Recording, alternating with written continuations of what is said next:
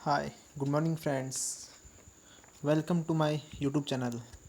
जैसे कि मैंने आपको पढ़ाया था प्रिंसिपल ऑफ मैनेजमेंट का एक बेसिक पार्ट, जिसमें प्रिंसिपल ऑफ मैनेजमेंट में nature of principles of management, जैसे मैंने आपको लास्ट वीडियो में बताया था। जैसा nature of management principle as given as below, universal application है, जनरल गाइडलाइंस है, principles are form by practice and experiments, flexibility, behavioural in nature, cause and effective relationship, all principles are equal importance.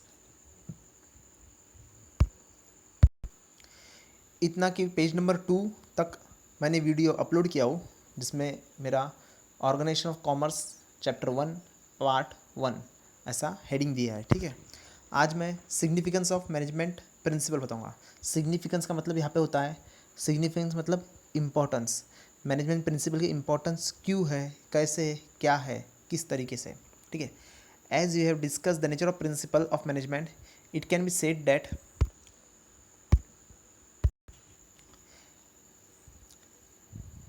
as we have discussed the nature of principle of management, it can be said that management principles are applicable everywhere.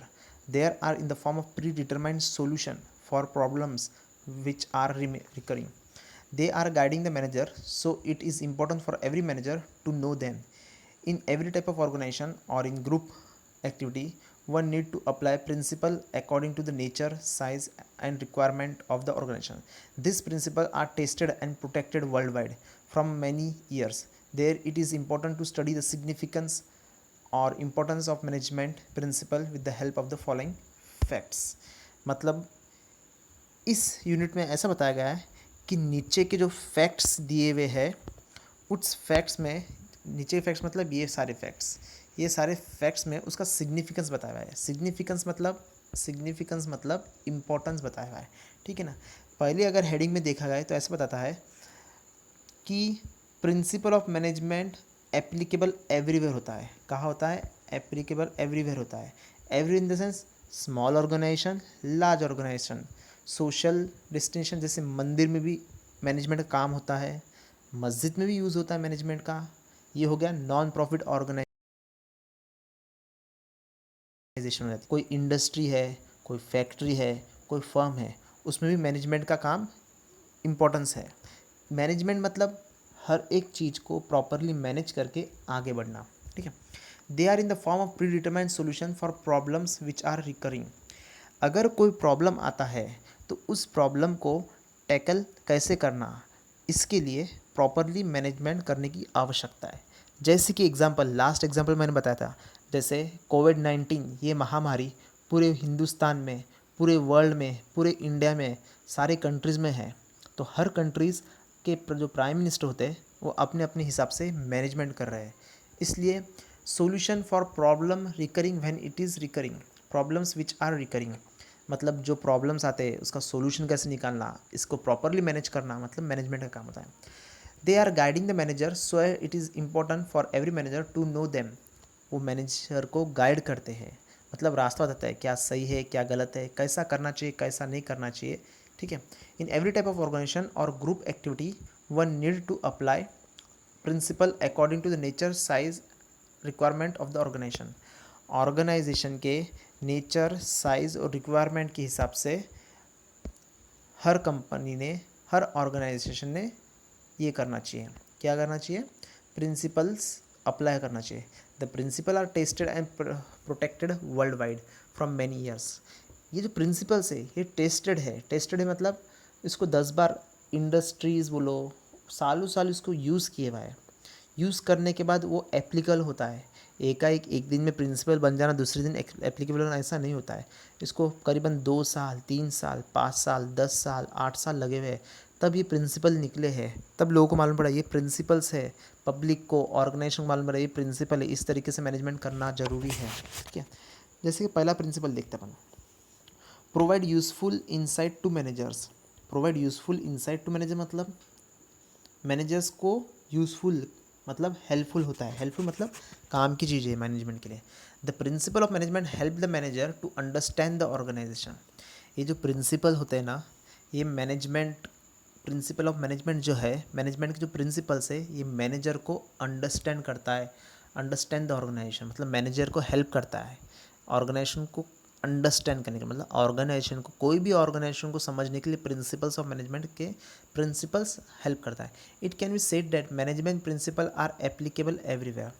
ऐसा कहा जा है कि भाई management के जो principal है ये एप्लीकेबल हर एक जगह, हर एक जगह मतलब वापस मैं ये बोलना चाहता हूँ, जैसे ऑर्गेनाइजेशन है, चाहे ऑर्गेनाइजेशन है, सोशल ऑर्गेनाइजेशन है, नॉन प्रॉफिट ऑर्गेनाइजेशन है, हर एक लोग अपने प्रिंसिपल्स को अप्लाई करते हैं, मैनेजमेंट के प्रिंसिपल्स को अप्लाई करते हैं।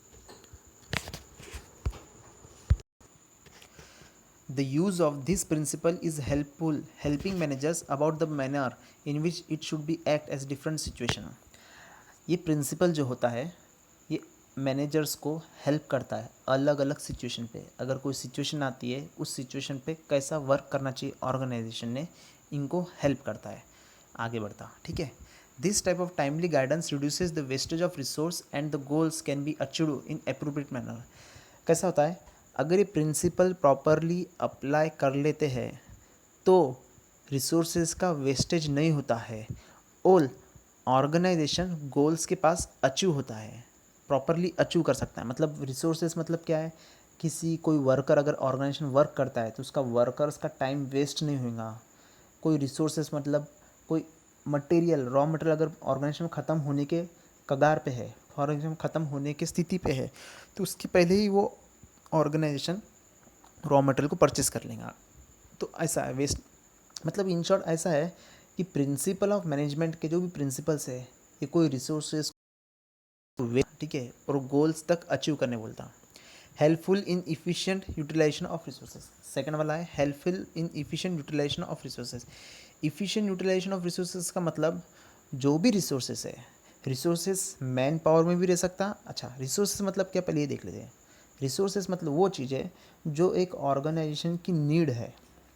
फॉर एग्ज़ाम्पल एक मशीनरी है, सॉरी एक केमिकल इंडस्ट्री है, उस केमिकल इंडस्ट्री में केमिकल्स बनते हैं, ठीक है, एसिड बनता, फॉर एग्जांपल एसिड बनता, तो एसिड के लिए कुछ केमिकल्स रखते और मशीनरी रखती।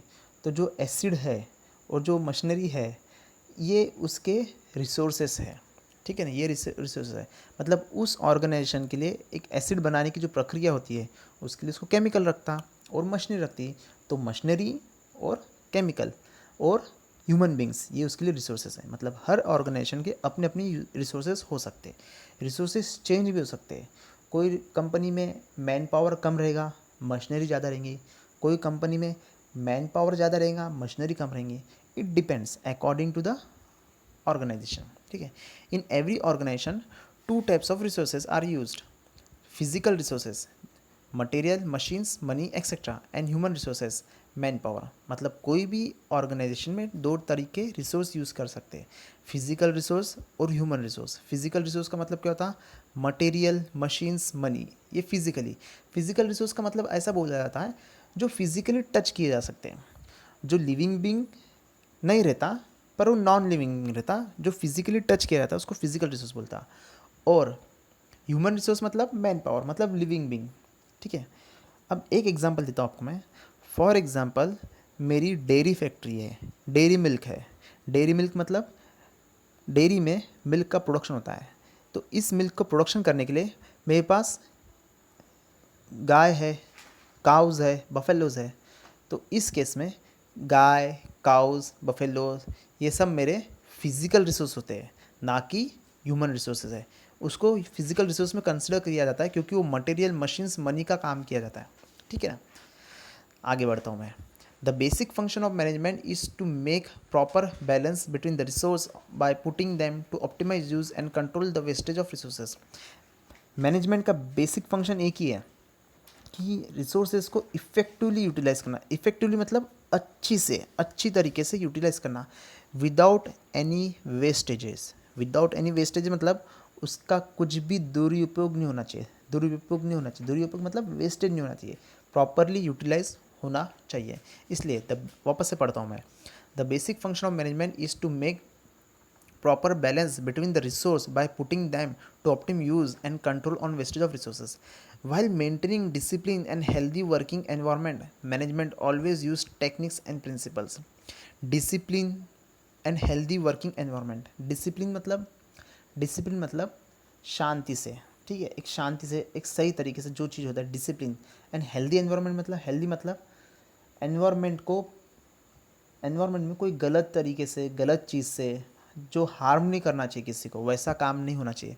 तो वैसी एनवायरनमेंट और maintaining discipline, healthy working environment, management को हर बार टेक्निक्स यूज़ करना चाहिए, ठीक है, टेक्निक्स और principles.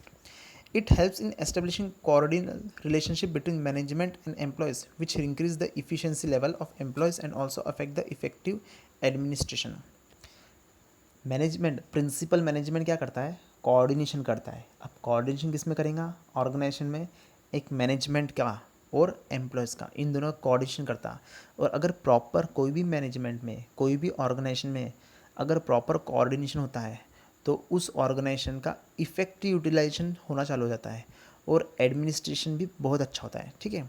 For example, use of standard tools and machinery helps in increasing quality or productivity as well as increasing living and efficiency of human resources. Third point लेता हूँ, scientific decision. In business organisation a scientific decision means systematic और balance decision. Business organisation में जो भी scientific decision use किया जाता है उसका सिस्टमेटिक एंड बैलेंस डिसीजन होना चाहिए। सिस्टमेटिक और बैलेंस डिसीजन मतलब, बैलेंस मतलब ऐसा नहीं होना चाहिए कोई डिसीजन में, ठीक है अभी करना है, नहीं नहीं अभी नहीं करना है, आज करना है, नहीं नहीं आज नहीं करना है, कल करेंगे, नहीं नहीं कल नहीं करना है, मतलब हाँ ना है ना, सही तरीके से। एक एग्जाम्पल के तौर पे नरेंद्र जी मोदी ने कहा था, अगर पाकिस्तान हमारे ऊपर वार करता है तो हम भी उसको तुरंत वार करेंगे। जैसे पुलवामा अटैक हुआ था, पुलवामा अटैक करने के बाद में इंडिया ने रिटेलिएटेड किया वॉर करके। मतलब इसको क्या बोलते हैं, इसको बोलते हैं स्ट्रिक्ट डिसीजन। बैलेंस डिसीजन नहीं है ये डायरेक्ट स्ट्रिक्ट डिसीजन है। मतलब डिसीजन एक तरीके से लिया है, उसको कोई हाँ भी नहीं बोला ना भी नहीं बोला, डायरेक्ट कर लिया और कर कुरा के मोगला कर दिया। Principle train the managers to handle critical situation tactfully, otherwise the managers have to work always with trial and error method. With the use of various management principles, one can get an idea about how to analyze the situation to search alternative options and the देखो क्या बोला है, principal train the managers to handle critical situation tactfully, otherwise the managers have to work always with trial and error method. जो principles होते हैं, principles हर बार managers को train करते हैं। ट्रेन मतलब सही तरीका का डाइवर्शन देते हैं, डायरेक्शन देते हैं कोई भी तरह का। और एग्जांपल, अगर ये प्रिंसिपल यूज़ नहीं किया जाता, प्रिंसिपल नहीं यूज़ नहीं किया जाता तो फिर प्रिंसिपल ना यूज़ करने के कारण ट्रायल एंड एरर मेथड किया जाता था।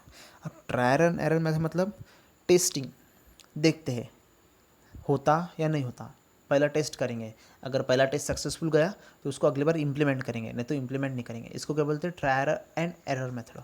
ट्रायल एंड एरर मेथड का मतलब ऐसा होता है कि टेस्ट करेंगे, पहली स्टेप टेस्ट करेंगे, अगर सक्सेसफुल हुआ तो अप्लाई करेंगे, नहीं तो नहीं अप्लाई करेंगे। तो ऐसी चीज़ न करते हुए प्रिंसिपल ऑफ मैनेजमेंट हर बार मैनेजर्स को ट्रेन किया जाता है, ट्रेन करता है। Understanding social responsibility. Management principle are based on every aspect of organisation. They are not developed only for viewpoint of handling the resource effectively, but they guide management in understanding social responsibility of organization. अब देखो वापस से, management के principal वेराई करेंगे मतलब depend करेंगे कौन से सिचुएशन पे, कौन से ऑर्गेनाइजेशन पे कैसा वर्क करना चाहिए, ठीक है। They are not developed only from viewpoint of handling the resource effectively, but they guide management in understanding social responsibility of organization. Sorry, management principle develop होता है, ठीक है, डेवलप होता है इसका मतलब ये नहीं है कि सिर्फ वो रिसोर्सेज को ही इफ़ेक्टिवली यूटिलाइज करना चाहिए। उसका मतलब ऐसा भी होता है कि हम रिसोर्सेज को भी इफ़ेक्टिवली यूटिलाइज करेंगे और मैनेजमेंट को गाइड भी करेंगे कि उसका रिस्पॉन्सिबिलिटी क्या होती है एक ऑर्गेनाइजेशन में रिस्पॉन्सिबिलिटी क्या होती है, so that they can focus on providing quality products at reasonable price, avoiding artificial monopolistic situation in market, fair competition, fair remuneration, change in environment, healthy working place, standard tools and machinery. मतलब यहाँ पे ऐसा हुआ है कि जो principles है, जैसे ऊपर क्या बोला कि भाई प्रिंसिपल्स का मतलब ये नहीं है कि रिसोर्सेज को इफ़ेक्टिवली रन करना और बस कुछ नहीं। प्रिंसिपल्स का मतलब ये भी होता है कि मैनेजमेंट की एक रिस्पॉन्सिबिलिटी क्या होती है, ऑर्गेनाइजेशन की रिस्पॉन्सिबिलिटी क्या होती है। जैसे क्या कि भाई क्वालिटी प्रोडक्ट प्रोवाइड करना, रिजनेबल प्राइस में प्रोवाइड करना, मोनोपोली नहीं करना, अवॉइडिंग आर्टिफिशियल मोनोपोलिस्टिक नहीं करना, ठीक है। Situation in market, fair competition, fair remuneration, एक फेयर रिम्यूनरेशन रहना चाहिए, चेंजेस इन एनवायरनमेंट रहना चाहिए, healthy working place, standard tools and machinery. मतलब ये सब चीज़ें भी प्रिंसिपल ऑफ मैनेजमेंट बोलता है कि भाई इन शॉर्ट ऐसा है वो प्रिंसिपल ऑफ मैनेजमेंट ये नहीं बोलता कि भाई सिर्फ इफेक्टिव यूटिलाइजेशन ऑफ रिसोर्स ही करना चाहिए, ना ना ना, इफेक्टिव यूटिलाइजेशन ऑफ रिसोर्स भी करो और एक ऑर्गेनाइजेशन की क्या रिस्पॉन्सिबिलिटी वो भी ध्यान में रख के करना चाहिए। जैसे एक फेयर रिम्यूनरेशन देना चाहिए, वर्कर को एक नॉर्मल रिम्यूनरेशन देना चाहिए, मार्केट में जो भी गुड्स या प्रोडक्शन होता है उसका एक नॉमिनल प्राइस रहना चाहिए, ज़्यादा हाई प्राइस भी नहीं रहना चाहिए, मोनोपोलिस्टिक नहीं करना चाहिए। मोनोपोलिस्टिक मतलब सिंगल ट्रेडर रहता है, वो मल्टीपल बायर रहता है, ठीक है। Encourage research and development. Encourage research and development का मतलब यहाँ पे ऐसा होता है, R&D बोलते हैं। R&D मतलब प्रिंसिपल्स तो है ही, पर उस प्रिंसिपल्स में वक्त के साथ और डेवलप करना चाहिए। क्या डेवलप करना चाहिए कि भाई कुछ नई चीज़ आती है, उसको रिसर्च करना और उसको रिसर्च करना, डेवलप करना। रिसर्च का मतलब क्या होता है, एक दिन में जो कुछ मिलता है उसको रिसर्च नहीं बोलते। रिसर्च का मतलब सालों साल लगते उसको कोई चीज़ को बनाने के लिए, कोई चीज़ को रिसर्च करने के लिए। एग्जाम्पल के तौर पे अगर कोई मेडिसिन बनाना रहता, कोई मेडिसिन निकालना है, जैसे अभी कोविड-19 की जो मेडिसिन निकालना है, उस मेडिसिन को अगर निकालना रहता तो उसको सालों साल बन जाते। तो आज सालों साल तो नहीं लग रहे, पर फिर भी सारी कंट्रीज़ मिलके रिसर्च कर रही है तो उसको वक्त लगता। रिसर्च मतलब उस पर कुछ निकालना, ठीक है। Encourage research and development.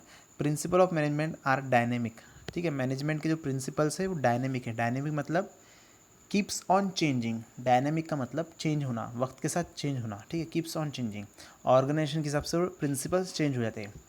The nature goes on changing along with the changings of the business world. Over the years they have develop the suit to correct need, ठीक है। ऑर्गेनाइजेशन के जो सूट करना चाहिए उसके हिसाब से प्रिंसिपल आ जाते हैं। It engage ambles the over the years they have develop to suit the current need. ये जो प्रिंसिपल्स है ये एक दिन में नहीं निकले हुए, उसको सालों साल लगा है, डेवलप हुआ है, तब वो आज के करंट बिजनेस मतलब आज के जो बिजनेस है उनके नीड, उनको हेल्प कर रहे हैं, ठीक है। नीड मतलब हेल्प करना। It enables the managers to bring consistent improvement in them. और मैनेजर्स को हेल्प करता है उनके ऑर्गेनाइजेशन को कंसिस्टेंटली इम्प्रूव करने के लिए। मतलब कोई भी ऑर्गेनाइजेशन, कोई भी बिजनेस, कोई भी इंडस्ट्री, कोई भी फैक्ट्री अगर उसको डेवलप करना है तो उसको प्रिंसिपल्स हेल्प करता है कि ऐसा करो, इस तरीके से मत करो, इस तरीके से करो, ठीक है ना। This guidelines help management to make comparison use principle with expected outcomes. It if management can modify the principles accordingly to situation as the management is having liability to take decision at their own। अगर लगता है management principles को modify भी कर सकता है according to the situation, according to the need of the organization. Organization के हिसाब से मैनेजमेंट प्रिंसिपल्स को मॉडिफाई भी कर सकते हैं, ठीक है। Decision their own. The training helps in developing scientific approach towards research and development and growth and development of an organization। ये ट्रेनिंग डेवलप करता है scientific approach, research and development and growth of the organization. For example R&D department always work on finding new techniques in the field of production, finance, marketing, human resources. Example दिया है कि research and development हर बार help करता है। For example, R&D department always work on finding new techniques in the field of production, finance, marketing, human resource etc। मतलब ऐसा दिया एग्जांपल्स कि रिसर्च एंड डेवलपमेंट ये ऑलवेज हेल्प करता है न्यू टेक्निक्स। न्यू टेक्निक्स मतलब कुछ नया तरीका, प्रोडक्शन कैसे करना, फाइनेंस कहाँ से लाना, मार्केटिंग प्रोडक्शन करेगा प्रोडक्ट का मार्केटिंग किस तरीके से करना, ह्यूमन रिसोर्स कैसे करना, ठीक है ना। helps to coordinate and control। management principles are the guidelines for better coordination and control। Management जो प्रिंसिपल्स है वो प्रिंसिपल्स हेल्प करता है कोऑर्डिनेशन का और कंट्रोल का। कंट्रोल किस चीज़ का? कंट्रोल करेगा वेस्टेज ऑफ रिसोर्सेज का। कोई रिसोर्सेज वेस्ट नहीं होने चाहिए तो उसको कंट्रोल करेगा। और कोऑर्डिनेशन किसका करेगा? कोऑर्डिनेशन करेगा मैनेजमेंट और एम्प्लॉयर और एम्प्लॉय का। It is very challenging to create coordination and cooperation among different employees working in different department। देखो, ये बहुत चैलेंजिंग टास्क है एक ऑर्गेनाइजेशन के लिए कि कोऑर्डिनेशन करना है अलग अलग डिपार्टमेंट का। अलग अलग डिपार्टमेंट मतलब एग्जांपल बताता हूँ। जैसे एक इंडस्ट्री है या फिर एक ऑर्गेनाइजेशन है, वो कोई चीज़ का प्रोडक्शन करता है। फॉर एग्जांपल डेयरी प्लांट है, डेयरी प्लांट में मिल्क का प्रोडक्शन होता है। तो प्रोडक्शन डिपार्टमेंट में और सेल्स डिपार्टमेंट में, प्रोडक्शन डिपार्टमेंट प्रोडक्ट करता है, सेल्स डिपार्टमेंट सेल्स करता है उस डेयरी प्रोडक्ट्स को। तो प्रोडक्शन डिपार्टमेंट में और सेल्स डिपार्टमेंट में कैसा कोऑर्डिनेशन होना चाहिए, उस कोऑर्डिनेशन को हेल्प करता है। कौन हेल्प करता है? ये मैनेजमेंट प्रिंसिपल्स ऑफ मैनेजमेंट, ठीक है। और ये चैलेंजिंग टास्क है एक ऑर्गेनाइजेशंस के लिए। आगे बढ़ते हैं। Management principles offer suitable system while establishing coordination and control. Management principle help करता है suitable system while establishing coordination and control. Develops objective approach. With the help of various principle of management one can develop an objective approach. Objective approach मतलब principle कभी भी help करता है। For example एक organisation का गोल रहता है, एक ऑब्जेक्टिव रहता है कि उनको उस लेवल तक के, कंपनी को, उस ऑर्गेनाइजेशन को उस लेवल तक लेके जाने का है। तो हेल्प करता है ये ऑब्जेक्टिव्स ऑफ द ऑर्गेनाइजेशन, मतलब ऑब्जेक्टिव अप्रोच को हेल्प करता है। Managers can identify the business opportunities, ठीक है। Managers can identify the business opportunity. इस दौरान मैनेजर्स को हेल्प भी करता है बिजनेस में opportunities in the sense, opportunity मतलब क्या और कुछ कर सकते हैं मैनेजमेंट में। मतलब क्या कर सकते हैं? आज मैं सेलिंग करता हूँ तो एक काम करता हूँ, मैं एक ब्रांच खोल लेता हूँ, वहाँ पे भी मेरी सेलिंग हो जाएंगी। 2 किलोमीटर दूर एक ब्रांच खोलता हूँ तो ये क्या हो गया? नए अपॉर्चुनिटीज़ हो गई।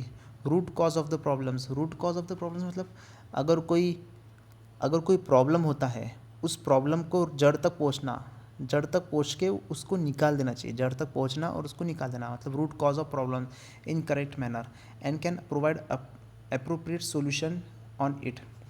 प्रोवाइड करता है appropriate solution in the sense कि भाई इसका आंसर निकालते and provide appropriate solution on it. It builds confidence in the minds of the managers के माइंड में कॉन्फिडेंस लेता है कि भाई और अच्छे से मैनेजिंग कर सकेंगे। जब प्रिंसिपल्स आ जाते हैं तो और अच्छे से मैनेजमेंट कर सकते हैं, ठीक है। थेरीज ऑफ मैनेजमेंट बहुत इम्पोर्टेंट है, very very important for exam point of view. PVIMP लिखा है मैंने,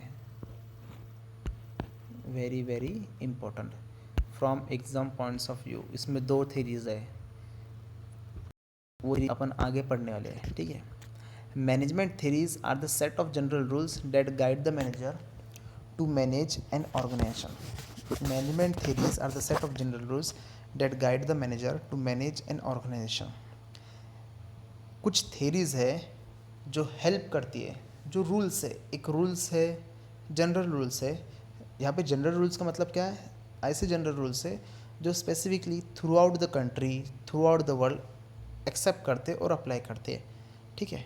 theories are an explanation to assist employees to effective relate to the business goals and implement effective means to achieve the same. Theories are an explanation assist employees को help करता है theories गोल तक rich होने के लिए। Company का कोई target होगा, ऑब्जेक्टिव होगा, गोल्स होगा, वहाँ रिच करने के लिए, ठीक है। वहाँ रिच मतलब वहाँ पहुँचने के लिए। Various management thinkers have introduce theories which are based on different approach. अलग अलग थिंकर्स हैं जिन्होंने ये थेरीज इंट्रोड्यूस किए जो डिफरेंट अप्रोच, मतलब डिफरेंट अप्रोच का मतलब यहाँ पे ऐसा होता है कि उनका भले ही अप्रोच जाने का तरीका दूसरा है पर सबका डेस्टिनेशन एक ही है। मतलब सभी को जाना है दिल्ली, पर दिल्ली जाने वाला, फॉर एग्जांपल महाराष्ट्र में रहने वाला दिल्ली वाया नागपुर से जाएगा, महाराष्ट्र में रहने वाला दिल्ली वाया भूसावल से जाएगा, वाया पूना से जाएगा, पर सबका अप्रोच एक ही है, सबका अप्रोच है पहुंचना है तो Delhi. Various management thinkers have introduce theories which are based on different approach है। Management thinkers such as Frederick Winslow Taylor, Elton Mayo, Henry Fayol etcetera have introduce the theories which are based on different approach. इन सब ने अलग अलग theories introduce किए हैं जिसका approach different है पर डेस्टिनेशन एक है। This theories are applicable in all types of organization. ये थियरीज एप्लीकेबल होता है सारे टाइप ऑफ ऑर्गेनाइजेशन, पर सारे ऑर्गेनाइजेशन का ऑब्जेक्टिव्स क्या है? सारे ऑब्जेक्टिव्स एक ही गोल रहता है। With appropriate modification every manager can use this theories. With appropriate managers every organization can use this theories. appropriate manager every organization can use these theories, ठीक है, by adding some innovative techniques and strategies. It means these old theories are basis of modern management theories. ये old theories जो होती है ना, ये base है modern management theories का।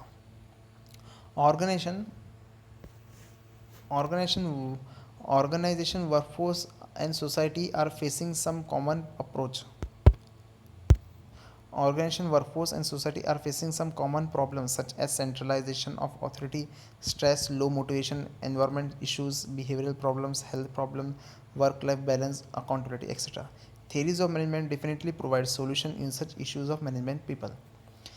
कोई भी ऑर्गेनाइजेशन एक कॉमन और देखो, हर ऑर्गेनाइजेशन एक कॉमन चीज़ें प्रॉब्लम फेस कर रही है।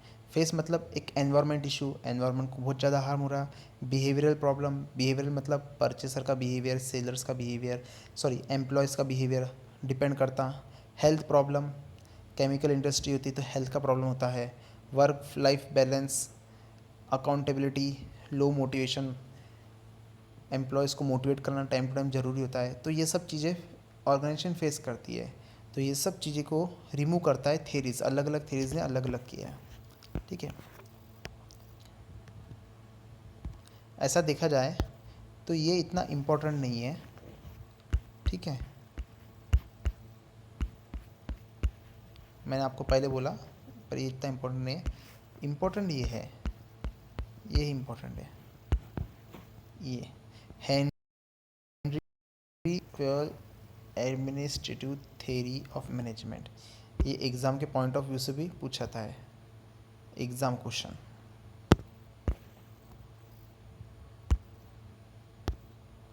ये है एग्ज़ाम क्वेश्चन। अगर ये थ्योरी पूछा जाएगा तो 10 मार्क्स के लिए पूछा जाएगा, नहीं तो 4 मार्क्स के पेंगे, 4 मार्क्स के प्रिंसिपल्स पूछे जाएंगे। 4 मार्क्स के लिए आ सकता है या फिर 10 मार्क्स के लिए ये क्वेश्चन आ सकता है। कौन सा? Henry fail administrative theory. एक हेनरी एक टेलर है, ऐसी 2 थ्योरी है आपको, ठीक है। तो ये जो थ्योरी है ये अपन नेक्स्ट बैच में ले आते हैं।